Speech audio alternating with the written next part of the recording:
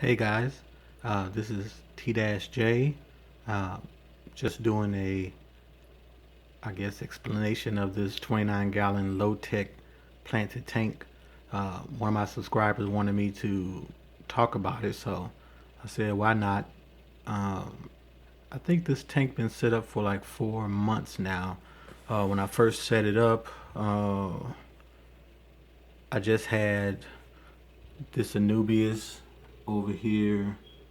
I tied some Anubias to some driftwood there and there. I had a piece over there, but it died. And when I tied it there, um, I got a local person in my fish group that has driftwood. That he's a real outdoorsman, so he goes out once a month and go to creeks and rivers and get driftwood pieces and slate them. And we do trades and stuff for him. And there's actually like 3 or 4 sick driftwood pieces in this tank, but it's all covered up. You can't really see the shapes because of all the plants that's attached to them. But the moss, the moss is crazy in this tank. I don't know why it's a low tech. Only thing is on it is this um, Phoenix Planted Plus light fixture, and it's on a lid. Keep it on for like 8 hours a day, and the moss is just nuts, man. The trick for me was I bought those moss sticks that be at Petco. Uh, like this front piece here is a moss stick. If you ever seen them in Petco, they look real like trashy and like they're about to die any minute. But if you put them in your tank, they'll explode. And I got one in the front here. There's 2 of them right there where that little patch is. There's 2 moss sticks that I made into a shape, but the moss covered up the shape. And I think I got one over here, and it just goes nuts, man. It just went nuts in this tank. Actually, this moss here, this is actually the filter stem, like the strainer stem. Like you see, that's the outlet, and then this is the inlet down there. But this is like the stem, like the pipe that the water goes up in. I had one of these Petco sticks up against it one time, and a little piece of that moss, like a little bitty piece, got on this pole, and this what it grew out to be in 4 months. So I actually didn't put any moss, attach any moss to that driftwood back there. It just I put some right here at the top, and it just grew all the way back up against that driftwood and back against that wall, and it's nuts back there. I actually got some uh, stem plants back there also that's growing. I think it's I forgot what it is. I think it's Rotala indica and a couple of Bacopa stems back there that's growing. As far as this right here, this is HM. I forgot the name. Is Hermanthias mathoides. I don't know, but it's called HM. It's like a poor man's version of baby tears. I just the plant actually gave me the idea of putting it down here and up against the moss like this from that piece right there.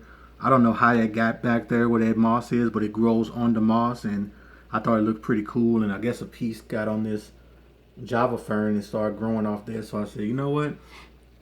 I'm gonna put some down here to let it grow off this. So I just got some tweezers and planted a piece, a couple of them down here, and a couple of them up against that moss in the corner of that moss, and it just starts growing. Uh, the Java fern. When I bought a lot of Java fern pieces from people and Anubias from fellow plant growers. But when I got it in the mail, it was it was in really bad shape. When I first set this tank up, and they was dying, and I come home from work, and it was like 6 or 7 Anubia stems floating. I had to pull out every day, and I got real discouraged about this tank, and I just said, you know what? I was real close to just breaking it down because I already had this one running, So I was like, well, this was like on a humbug because it was such a great deal. Like I got the tank, the stand, and the filter. It came with nets and all that stuff, like water clarifier and all that stuff for $20 at a thrift store. So I said, it's too good of a deal to pass up. So I just bought it and threw stuff in there and see what happens. But everything started dying, the low tech stuff, because I wanted a real low tech tank, so I didn't have to do any maintenance on it. And it started dying. I just got real discouraged. And I said, you know what? I'm just gonna just let it roll and see what happens. And like 2 weeks went by where I didn't do anything. I didn't even look at the tank. And I just came downstairs and it was just growing nuts. The like all these Java fern. These were like big pieces that died, and all these other babies of the dead plants. Like they was all these was like big pieces, and they all died. Like you can see on this one, that's actually a big piece of Java fern, but it is dead. And that you see that baby right there, all those babies up there just growing off that one dead piece back there. And I got some money wart, penny wart back there. I got all kind of stuff in here. Some other Java fern down there. Java fern right there, Nubius. It just started taking off and going nuts actually, man. Everything grows well in here. I do absolutely no maintenance in here really. I trim some of the stems when they get too high or bothers my eye. If I'm looking at it, I don't like how it look. I cut it down, but other than that, I just do top offs because I'm scared to do actual real water change. 'Cause I got a lot of shrimp in here, and let's see, I got a lot of cherry shrimp. Got a few monos, and I got a few crystals. There's one crystal right there that's hiding. You can see him. He's in there hiding.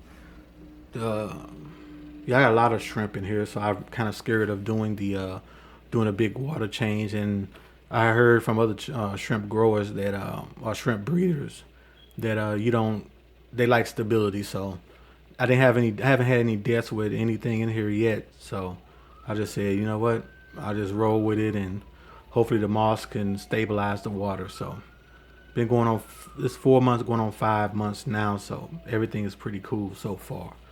As far as the fish, I got 10 blue neons, three celestial pearl Daniels. I got this AutoCat, and I got two Siamese algae eaters in here. I got five emerald cories in here. So nice bio load. Everything gets along in here. I don't see any of the fish nipping at any of the shrimp. At least not the adults anyway. The babies are hidden in here somewhere. Sometimes I see a baby on a rock or somewhere now and then. I don't see anybody bothering it, but there's a lot of cover, so they grow. The cherries grow pretty fast in here, and they just go nuts, man. They just keep breeding and breeding, which that's why I want, because that's my new thing now. I love shrimp now, so I got this moss tank and see a lot of shrimp grow and stuff. So let's see.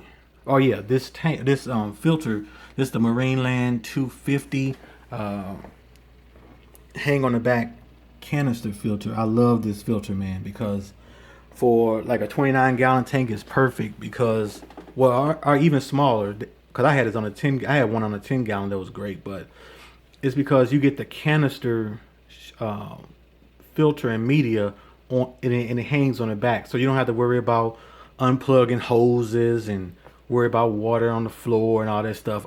Everything is done from the top. Like you can just grab this, pull this up, pull that back, take this off, take the media out, wash it, rinse it, whatever you want to do, slide it back in, put the top back on, put the lash back on, and you're done.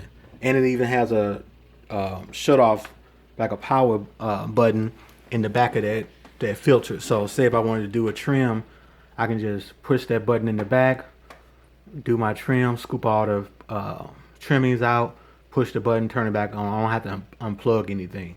So that's another great feature of it too. And they don't make them anymore, but you can probably get them used, find them used from people who have them in their basement and or whatever. Cause I got like 3 or 4 of those things. Cause I love them so much, and I'm starting to move over to smaller tanks, and they perfect for smaller tanks. So uh, that's why I love them so much, though. But other than that, uh, this is just my favorite tank now. You know, I just sit down here from come home from work and sit down and just look at the tank and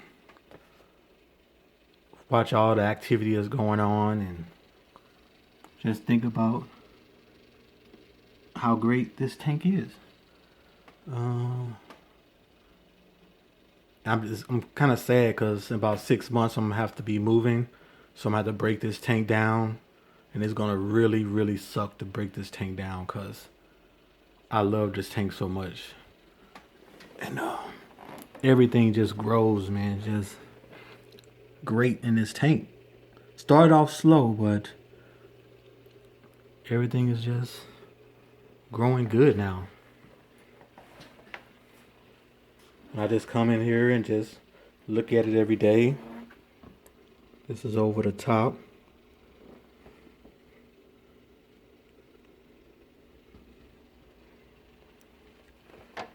Very convenient. No, just very low maintenance, man. This water don't even. I don't see the water pass the line probably like 2 months. Probably take 2 months for it to go past the line where I can actually see that it needs to be topped off. Just feed them a little pinch of flake food 5 days a week. Shrimps don't need it. The shrimp got tons of stuff in here to nibble on, and everybody's cool, man. I love it.